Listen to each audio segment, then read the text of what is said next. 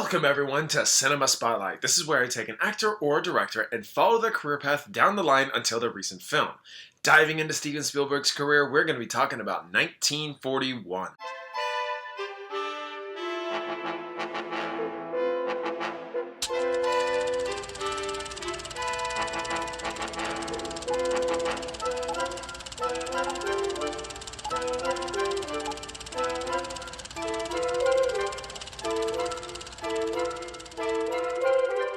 "1941 is a period dramedy. It's a drama, comedy. Yeah, I could say that, yeah. And it's about the panic in Los Angeles after the attack of Pearl Harbor. The plot is really all over the place, as is about various different people of various statures dealing with the public craze of being attacked, along with a couple of boys having a hot for some girl, and then another guy who has another hot for another girl who is turned on by airplanes.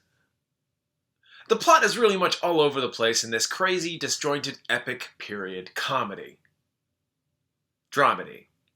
As much as I could be more specific about who these people are and what they're doing, talk about what the plot does for these people, and seeing how it's at its utmost highest craze for panic and why everyone's doing what they're doing, would seem like, hey, you should talk about that, Doug. You should say that.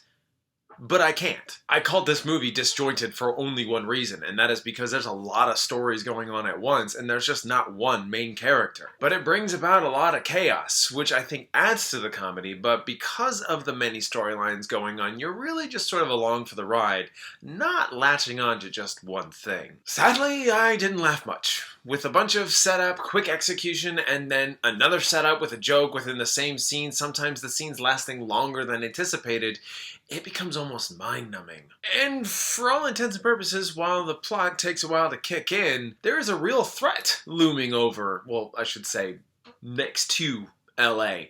And until that time, there's just a lot of misunderstanding going on. Slapstick comedy, setup, execution of jokes between personality quirks, and situational comedy. With a runtime of 2 hours and 30 minutes, this was a very tough pill to swallow. And I started it, I stopped, started it again, stopped, and I probably didn't pick it back up until maybe a month later. Each time I come back to it, I've had a better appreciation for it, but that's really not saying much. And I get what's happening, despite never really being a part of this time period that has a lot going on.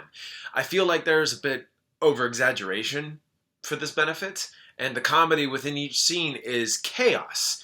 But what I feel is exactly what was intended. The entire film itself plays out like a parody. Characters are even placed in areas and that just kind of set them up there, and then we kind of forget about them until it's time for them to be a part of the plot again, when it's convenient. And as you can see, I had a lot of issues with the film, even on a technical standpoint. Like Jim Belushi's character flying around the mountains just with his canopy open, and he's looking at a map, smoking a cigar, drinking at the same time like a madman.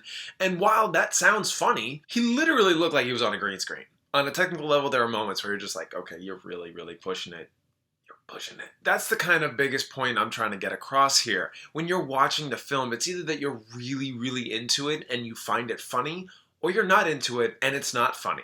But I bet you if you ever reflect on the film, as I just did, you find yourself talking about scenes that actually kind of tickle you a little bit, like, that actually has more humorous value. A lot of big names were in this movie, and to the movie's credit, it looks like everyone was having a lot of fun. If you feel like checking this out, I'd say enjoy the chaos, because I had no idea what to expect. For that, I thought 1941 was just alright, and I wouldn't own on any platform. Alright, so have you seen 1941? If so, what did you think about it? Let me know down in the comments. Be kind, be reasonable, and let's talk. Thank you all so much for watching. If you like this, please like and share this. Spread the word. That would be fantastic. Please subscribe, and if you're feeling so generous, hit the notification bell so you don't miss anything. With all that said, I hope you all have a fantastic and wonderful day. Until next time.